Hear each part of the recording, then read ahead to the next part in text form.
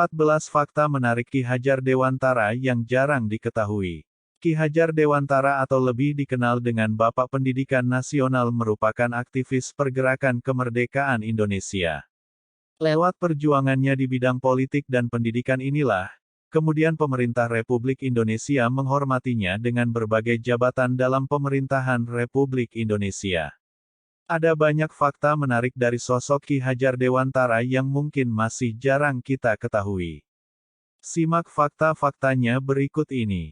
14 fakta Ki Hajar Dewantara. 1. Profil Ki Hajar Dewantara Bapak Pendidikan Nasional ini lahir di Yogyakarta pada tanggal 2 Mei tahun 1889. Nama Ki Hajar Dewantara ternyata bukanlah nama asli. Nama asli beliau yaitu Raden Mas Suwardi Surjaningrat. Namun, pada tahun 1922 namanya menjadi Ki Hajar Dewantara hingga selanjutnya disingkat sebagai Suwardi atau KHD. 2. Melepas gelar bangsawan demi pendidikan anak Indonesia terlahir sebagai pria berdarah biru dengan gelar bangsawan dari Kadipaten Paku Alaman, Ki Hajar Dewantara lebih memilih keluar dari istana untuk berbaur dengan rakyat jelata. Di usia 40 tahun, pria bernama lengkap Raden Mas Suwardi Surjaningrat itu mengganti namanya menjadi Ki Hajar Dewantara dan tidak lagi menggunakan gelar kebangsawanan. 3. Makna nama Ki Hajar Dewantara. Nama Ki Hajar Dewantara memiliki makna yang mendalam. Ki adalah sebuah panggilan untuk orang tua yang dihormati dan diteladani. Sedangkan Hajar berarti guru dan antara ialah dewa penghubung bumi dengan dunia yang lebih tinggi. Dengan nama barunya, Ki Hajar Dewantara makin aktif memajukan pendidikan bagi rakyat jelata. 4. Menciptakan semboyan Ki Hajar Dewantara memiliki semboyan yang sangat terkenal hingga sekarang. Semboyan itu berbunyi, Tut Wuri Handayani, Ing Ngarso Sung Tulodo, Ing Madyo Mangun Karso. Di mana arti dari Ing Ngarso Sung Tulodo yaitu menjadi seorang pemimpin harus mampu memberikan suri tauladan. Ing Madyo Bangun Karso, artinya seseorang di tengah kesibukannya harus juga mampu membangkitkan atau menggugah semangat. Sedangkan Tut Wuri Handayani, seseorang harus memberikan dorongan moral dan semangat kerja dari belakang. Semboyan Tut Wuri Handayani ini kini menjadi slogan dari Kementerian Pendidikan Nasional Indonesia. 5. Menjadi seorang wartawan karena gemar membaca Ki Hajar Dewantara menamatkan pendidikan dasarnya di ELS, Sekolah Dasar Eropa atau Belanda khusus untuk kaum bangsawan. Ia pernah melanjutkan pendidikan ke Stovia, Sekolah Dokter Bumi Putra, namun tidak tamat. Selama mengenyam pendidikan, beliau gemar membaca buku. Ia sangat menyukai membaca buku-buku sastra, politik dan ekonomi. Pengetahuannya dan pemikirannya menjadi luas dan terbuka dengan dunia luar karena sering mendapatkan berbagai informasi. Kegemarannya itulah membuat ia tertarik menjadi wartawan. Tercatat ia pernah menjadi wartawan di sejumlah surat kabar, yaitu Miden Java, The Express, Utusan Hindia, KOM Muda, Cahaja Timur, dan Pusara. Karena hobi membacanya ini, Ki Hajar Dewantara dikenal sebagai wartawan andal dengan tulisan-tulisan kritis dan penuh kritikan. Salah satu tulisan pedas Ki Hajar Dewantara yaitu, Seandainya Aku Seorang Belanda, yang dimuat di harian The Express pada tanggal 13 Juli tahun 1913. Tulisannya itu pun berhasil membuat pejabat Hindia Belanda kepanasan yang akhirnya ia dihukum dan diasingkan ke Belanda pada 1913. 6. Lekat dengan budaya Ki Hajar Dewantara lahir di keluarga ningrat yang membuatnya lekat dengan kebudayaan. Sejak kecil, ia gemar dan menguasai beragam kesenian tradisional Jawa seperti seni tari, musik dan sastra. Menurutnya, budaya merupakan ujung tombak dan hal terpenting dalam pendidikan. Tak heran jika budaya menjadi hal utama yang selalu ia bawa dan tanamkan dalam pendidikan serta kehidupan sehari-hari.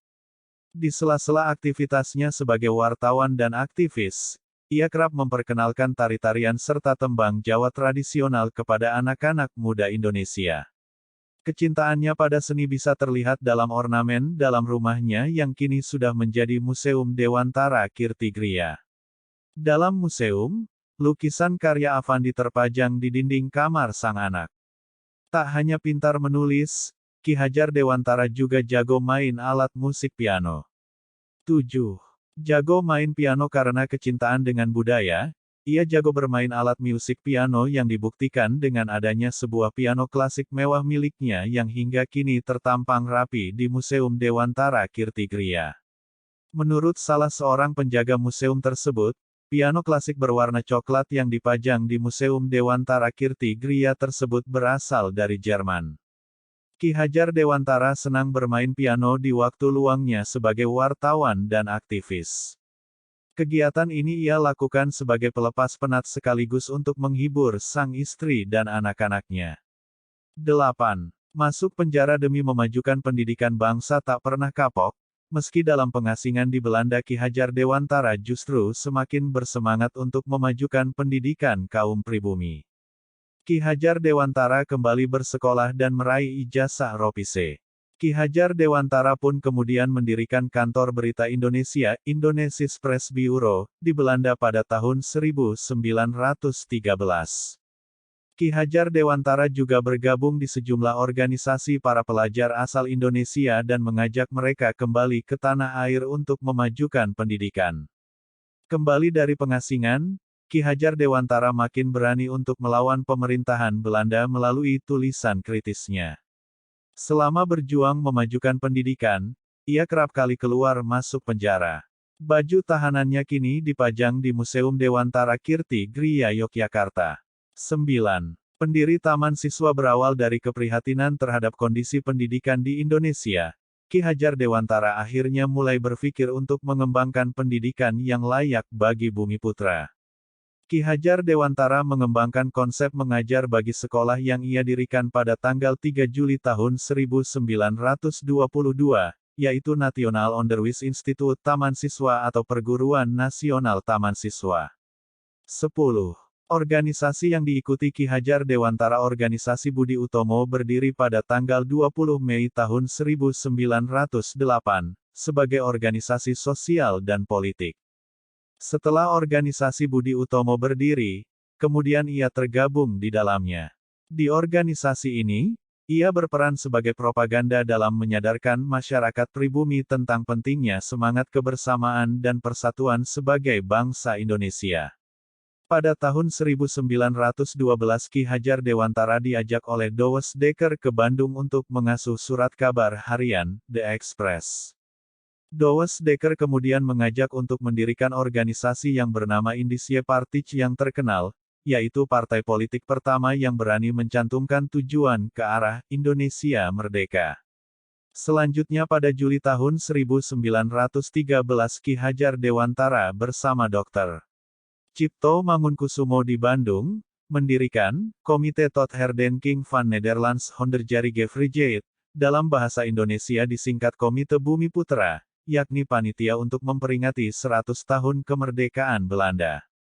Komite tersebut bertujuan untuk memprotes akan adanya peringatan 100 tahun kemerdekaan Belanda, dari penjajahan Perancis yang diadakan pada 15 November 1913.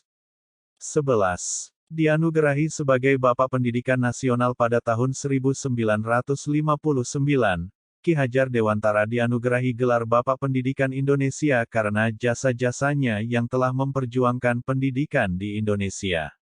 Maka tak heran jika setiap tanggal 2 Mei dijadikan sebagai Hari Pendidikan Nasional karena ingin merayakan dan memperingati hari lahirnya Sang Bapak Pendidikan Indonesia. 12. Ditolak karena penghargaan sebagai Bapak Pendidikan Nasional setelah penetapan sebagai Bapak Pendidikan Nasional, pemerintah pun mulai memperingati Hari Pendidikan Nasional setiap tahun. Biasanya, pihak-pihak lembaga yang terkait dengan pendidikan mulai mengadakan serangkaian acara termasuk lomba. Presiden Soeharto juga menekankan pentingnya merayakan Hari Pendidikan Nasional untuk menyatakan penghargaan pada perjuangan Ki Hajar Dewantara. Namun, pada masa Orde Baru, ada beberapa pihak yang merasa keberatan dengan perayaan tersebut. Presidium Pusat KAGI dan PBPGRI menolak perayaan itu. Mereka berpendapat bahwa Ki Hajar Dewantara bukanlah satu-satunya tokoh pendidikan nasional di Indonesia. Masih ada tokoh lain yang mempunyai andil dalam sistem pendidikan di Indonesia. 13. Dibuang ke Belanda akibat pemikirannya yang revolusioner terhadap pemerintahan kolonial, ia menjadi sorotan pemerintah Hindia Belanda waktu itu. Akhirnya, Gubernur Jenderal Hindia Belanda mengeluarkan keputusan pada tanggal 18 Agustus tahun 1913 untuk mengasingkan Ki Hajar Dewantara ke Belanda. Ia menjalani masa pembuangan selama 6 tahun. Pada tanggal 6 September tahun 1919 akhirnya ia kembali ke Indonesia. 14. Menjadi Menteri Pengajaran Indonesia pertama pada Kabinet pertama Republik Indonesia, Ki Hajar Dewantara diangkat menjadi Menteri Pengajaran Indonesia pertama. Pada tahun 1957, ia pun mendapat gelar Doktor Kehormatan, Dr. Honoris Causa, Dr. H.C., dari Universitas Gadjah Mada. 14 fakta menarik Ki Hajar Dewantara yang jarang diketahui. Ki Hajar Dewantara atau lebih dikenal dengan Bapak Pendidikan Nasional merupakan aktivis pergerakan kemerdekaan Indonesia. Lewat perjuangannya di bidang politik dan pendidikan inilah, kemudian pemerintah Republik Indonesia menghormatinya dengan berbagai jabatan dalam pemerintahan RI. Ada banyak fakta menarik dari sosok Ki Hajar Dewantara yang mungkin masih jarang kita ketahui. Simak fakta-faktanya berikut ini. 14 fakta Ki Hajar Dewantara. 1. Profil Ki Hajar Dewantara Bapak Pendidikan Nasional ini lahir di Yogyakarta pada tanggal 2 Mei tahun 1889. Nama Ki Hajar Dewantara ternyata bukanlah nama asli. Nama asli beliau yaitu Raden Mas Suwardi Surjaningrat. Namun, pada tahun 1922 namanya menjadi Ki Hajar Dewantara hingga selanjutnya disingkat sebagai Suwardi atau KHD. 2. Melepas gelar bangsawan demi pendidikan anak Indonesia terlahir sebagai pria berdarah biru dengan gelar bangsawan dari Kadipaten Paku Alaman, Ki Hajar Dewantara lebih memilih keluar dari istana untuk berbaur dengan rakyat jelata. Di usia 40 tahun, pria bernama lengkap Raden Mas Suwardi Surjaningrat itu mengganti namanya menjadi Ki Hajar Dewantara dan tidak lagi menggunakan gelar kebangsawanan. 3. Makna nama Ki Hajar Dewantara. Nama Ki Hajar Dewantara memiliki makna yang mendalam. Ki adalah sebuah panggilan untuk orang tua yang dihormati dan diteladani. Sedangkan Hajar berarti guru dan antara ialah dewa penghubung bumi dengan dunia yang lebih tinggi. Dengan nama barunya, Ki Hajar Dewantara makin aktif memajukan pendidikan bagi rakyat jelata. 4. Menciptakan semboyan Ki Hajar Dewantara memiliki semboyan yang sangat terkenal hingga sekarang. Semboyan itu berbunyi, Tut Wuri Handayani, Ing Ngarso Sung Tulodo, Ing Madyo Mangun Karso. Di mana arti dari Ing Ngarso Sung Tulodo yaitu menjadi seorang pemimpin harus mampu memberikan suri tauladan. Ing Madyo Bangun Karso, artinya seseorang di tengah kesibukannya harus juga mampu membangkitkan atau menggugah semangat. Sedangkan Tut Wuri Handayani, seseorang harus memberikan dorongan moral dan semangat kerja dari belakang. Semboyan Tut Wuri Handayani ini kini menjadi slogan dari Kementerian Pendidikan Nasional Indonesia. 5. Menjadi seorang wartawan karena gemar membaca Ki Hajar Dewantara menamatkan pendidikan dasarnya di ELS, Sekolah Dasar Eropa atau Belanda khusus untuk kaum bangsawan. Ia pernah melanjutkan pendidikan ke Stovia, Sekolah Dokter Bumi Putra, namun tidak tamat. Selama mengenyam pendidikan, beliau gemar membaca buku. Ia sangat menyukai membaca buku-buku sastra, politik dan ekonomi.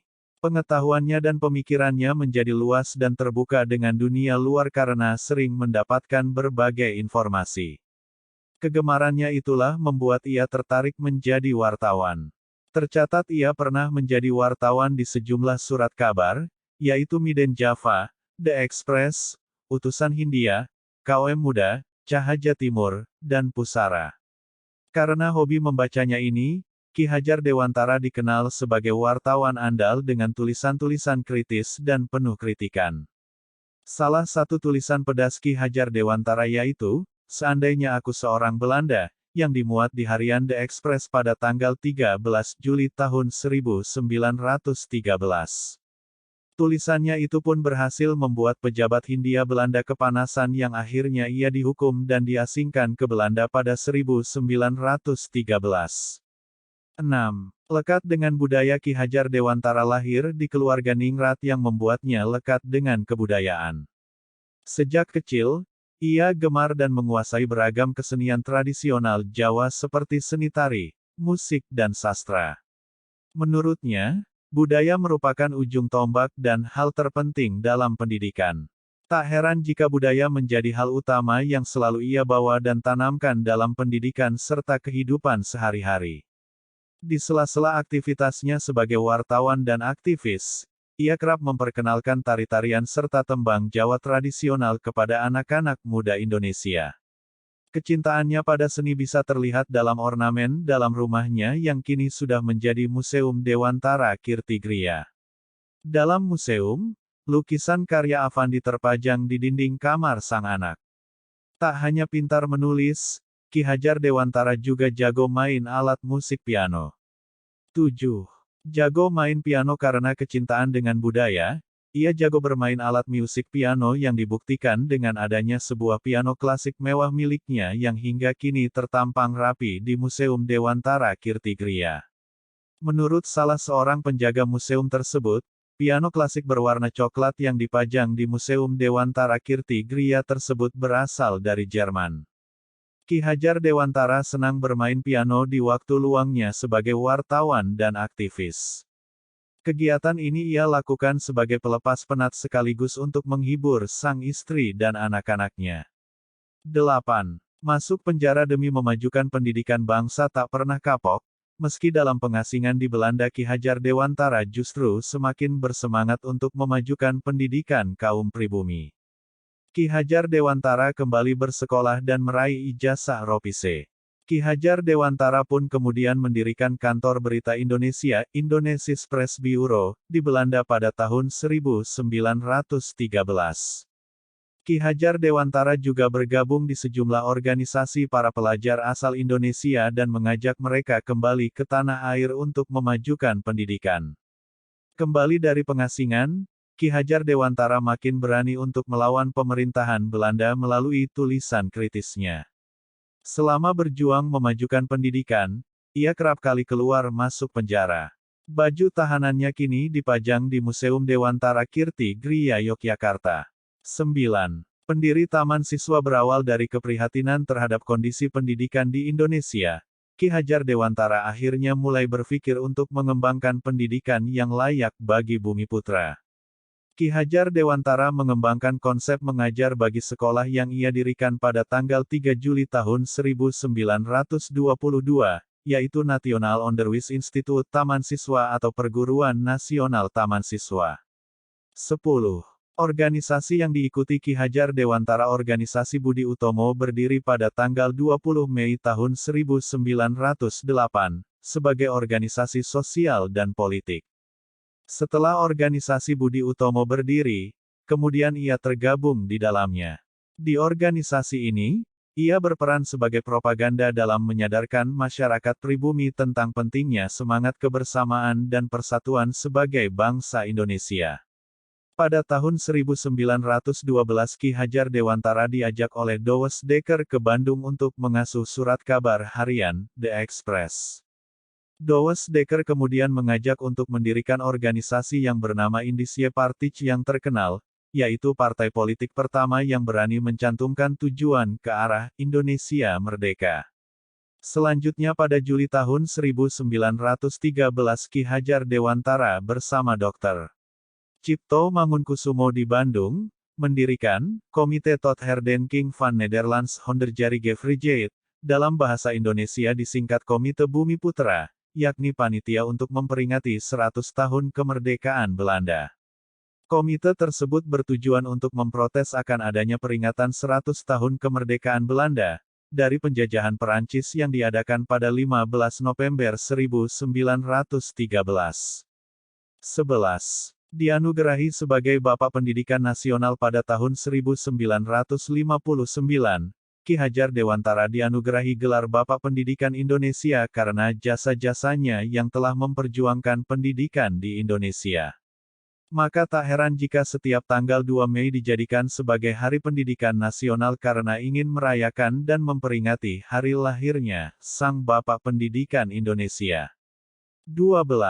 Ditolak karena penghargaan sebagai Bapak Pendidikan Nasional. Setelah penetapan sebagai Bapak Pendidikan Nasional, pemerintah pun mulai memperingati Hari Pendidikan Nasional setiap tahun. Biasanya, pihak-pihak lembaga yang terkait dengan pendidikan mulai mengadakan serangkaian acara termasuk lomba. Presiden Soeharto juga menekankan pentingnya merayakan Hari Pendidikan Nasional untuk menyatakan penghargaan pada perjuangan Ki Hajar Dewantara. Namun, pada masa Orde Baru, ada beberapa pihak yang merasa keberatan dengan perayaan tersebut. Presidium Pusat KAGI dan PBPGRI menolak perayaan itu. Mereka berpendapat bahwa Ki Hajar Dewantara bukanlah satu-satunya tokoh pendidikan nasional di Indonesia. Masih ada tokoh lain yang mempunyai andil dalam sistem pendidikan di Indonesia. 13. Dibuang ke Belanda akibat pemikirannya yang revolusioner terhadap pemerintahan kolonial, ia menjadi sorotan pemerintah Hindia Belanda waktu itu. Akhirnya, Gubernur Jenderal Hindia Belanda mengeluarkan keputusan pada tanggal 18 Agustus tahun 1913 untuk mengasingkan Ki Hajar Dewantara ke Belanda. Ia menjalani masa pembuangan selama 6 tahun. Pada tanggal 6 September tahun 1919 akhirnya ia kembali ke Indonesia. 14. Menjadi Menteri Pengajaran Indonesia pertama pada Kabinet pertama Republik Indonesia, Ki Hajar Dewantara diangkat menjadi Menteri Pengajaran Indonesia pertama. Pada tahun 1957, ia pun mendapat gelar Doktor Kehormatan, Dr. Honoris Causa, Dr. H.C., dari Universitas Gadjah Mada.